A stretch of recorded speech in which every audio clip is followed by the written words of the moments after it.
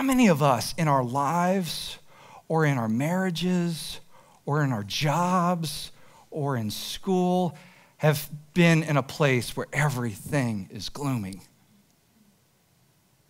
It happens, right? Paul picks up on this idea in Romans chapter 8, verse 28, when he says this.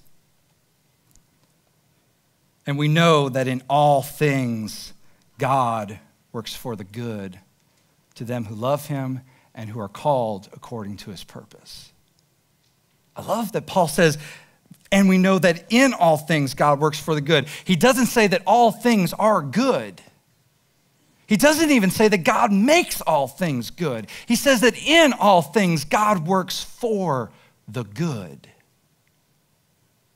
Flashback to Psalm 23. God leads, he cares, he sustains. But then verse 4, even in the darkest valley. What is David saying here? David is not saying that God leads us into those places. God doesn't. God doesn't make the darkness. The darkness is inevitable.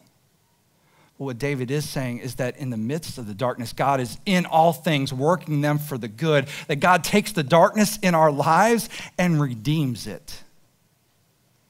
Takes those hard places in our lives when we feel like we're in the valley of the shadow of death and makes it worth something to redeem those things in our lives. That is what God is up to. That is the heart of God. In all things, he is working for the good. He doesn't cause the darkness, he redeems it.